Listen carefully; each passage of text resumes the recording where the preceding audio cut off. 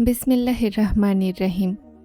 ভাবুন, যদি আজকের রাত আপনি ঘুমিয়ে যান, তো হয়তো আপনি সেই সুযোগ হারিয়ে ফেলবেন যা পুরো জীবনে আর দ্বিতীয়বার পাবেন না। কিছু রাস্তাগুলো বিশেষ হয় না, কিছু মুহূর্ত কোণের ফয়সালার হয়। এটা সেই সময় হয় যখন ভাগ্যের তালা খোলে আর নাম লেখা হয়। প্রশ্ন এটা নয় যে আল্লাহ দেন কি না, প্রশ্ন এটাই যে যখন দেয়ার সময় হয়, তো সেই সময় কি আপনি জেগে থাকেন?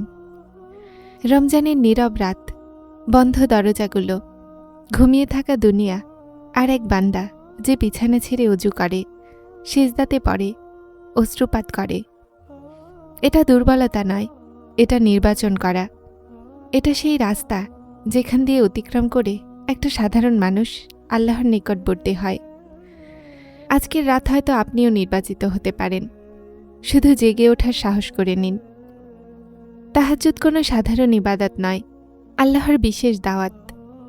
নীরব রাত, ঘুমন্ত দুনিয়া, বন্ধ দরজা, বন্ধ হওয়া আলো, আর এই সব কিছুর মধ্যে একটা বান্দা যে তার ঘুম কুরবানি করে তার রবের সামনে দাঁড়িয়ে যায়।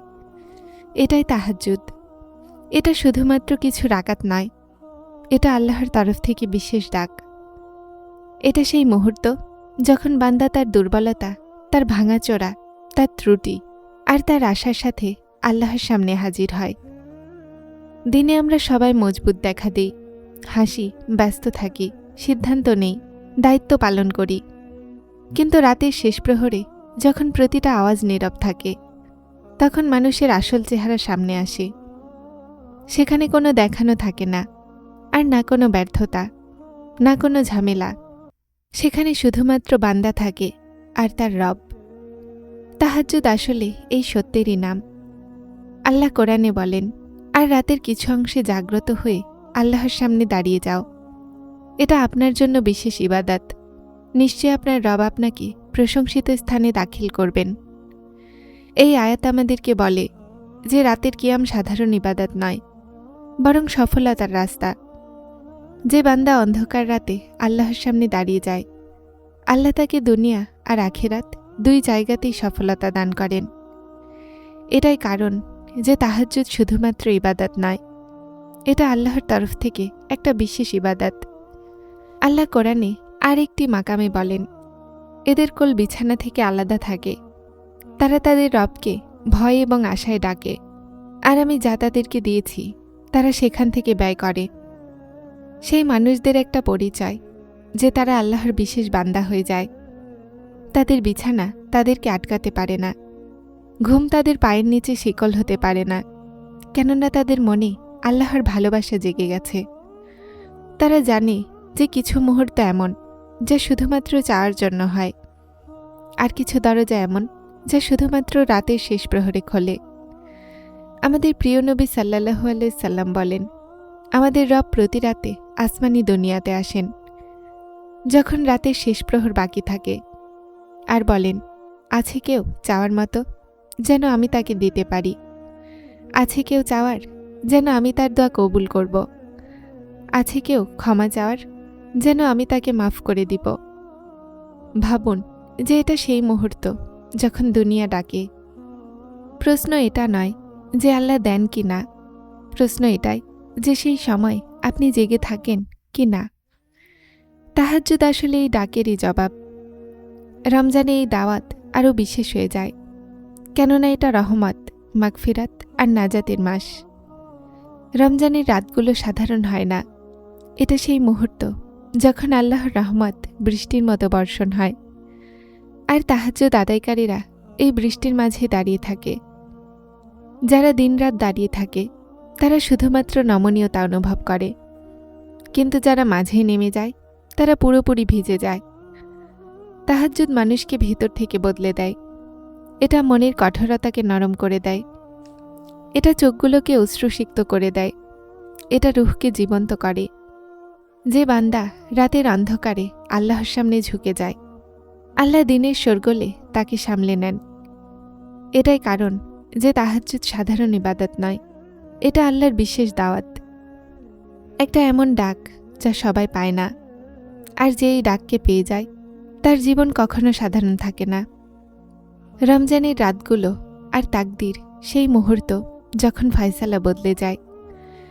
রমজানের রাতগুলো সাধারণ রাত হয় না, এটা সেই মুহূর্ত হয় যখন আসমানের দরজাগুলো খুলে যায়, রহমত বর্ষণ করে, মাগফিরাত বর্ণনা করা হয়, আর তাকদিরের পাতায় নতুন ফয়সালা লিখে দেয়া হয়। এটা সেই মুহূর্ত যেখানে একটা সিজদা, এক ফোঁটা অশ্রু মানুষের পুরো জীবনের মোড় বদলাতে পারে। আমাদের মধ্যে অনেক মানুষেরা তাকদিরকে একটা বন্ধ তালা ভাবে, যেখানে কিছুই বদলাতে পারে না। কিন্তু বাস্তবতা হলো এটা যে আল্লাহ দোয়া আর ইবাদতকে তাকদির বদলানোর মাধ্যম বানিয়েছেন। বিশেষ করে সেই দোয়া যা রাতের শেষ প্রহরে ভাঙা হৃদয় আর ভেজা চোখের সাথে চাওয়া হয়। এটাই সেই সময় হয় যখন আল্লাহ তার বান্দাকে সবচেয়ে বেশি নিকটবর্তী করে নেন। আল্লাহ কোরআনে বলেন, আমি এই কোরআনকে একটা বরকতময় রাতে নাজিল করেছি। এই রাতেই প্রতিটা ফয়সালা বদলানো হয়। এই আয়াত আমাদেরকে বলে যে রমজানের রাতগুলো ফয়সালার রাত। এটা সেই মুহূর্ত হয় যখন বছরের সমস্যাগুলো এক মুহূর্তেই সমাধান করা হয়। রিজিক, সুস্থতা, জীবন মৃত্যু, সফলতা, পরীক্ষা সবকিছু আল্লাহর হুকুমে লেখা হয়। আর এই রাতগুলোতেই তাহাজ্জুদ আদায়কারী বান্দা আল্লাহর সামনে দাঁড়িয়ে তার তকদিরের ফয়সালাতে রহমত শামিল করিয়ে নেয়। আল্লাহ কোরআনে আরও একটা মাকামে বলেন, আর তোমার রবকে রাতে বিনয়ের স্বরে ধীরে ধীরে ডাকো, নিশ্চয় তিনি সীমালঙ্ঘনকারীদেরকে পছন্দ করেন না। আর এটাই সেই আন্দাজ যেটাকে তাহাজ্জুদ বলে। নীরবতা, আরজি, অশ্রু, ভয় এই সব কিছু আল্লাহর দরবারে সবচেয়ে পছন্দের। কেননা রাতে মানুষদের মন সাফ থাকে, সত্য কথা বলে, আর দোয়া পাক থাকে। অনেক সময় দেখা যায় যে অনেক মানুষ তীব্র সমস্যায়ও আশা ছাড়ে না, বরং চিন্তায়ও আল্লাহর ওপরে মন্দ ধারণা করে না। তাদের চেহারাতে শান্তি থাকে, তাদের কথাগুলোতে বিশ্বাস থাকে। এরা সেই মানুষ হয় যারা রাতে আল্লাহর সামনে তাদের অশ্রুপাত করে, যারা তাদের ভয় আল্লাহর সোপর্দ করে দেয়। তাহাজ্জুদ আসলে আখিরাতের প্রস্তুতি, আর তাহাজ্জুদ আখিরাতের সবচেয়ে শক্ত ভিত্তি। যে বান্দা রাতগুলোতে জেগে আল্লাহর সামনে ঝুঁকে যায়, তারা তাদের কবর, হাসর আর জান্নাতের প্রস্তুতি নেয়। দুনিয়ার চেয়ে আখিরাত উত্তম, আর শীঘ্রই তোমার রব তোমাকে এত দিবেন যে তুমি খুশি হয়ে যাবে। এই ওয়াদা শুধুমাত্র নবী করিম সাল্লাল্লাহু আলাইহি সাল্লামের জন্য নয়, বরং সেই বান্দার জন্য যারা আল্লাহর সামনে ঝুঁকে যেতে শিখে নেয়। তাহাজ্জুদ মানুষকে এই ওয়াদার হকদার বানিয়ে দেয়।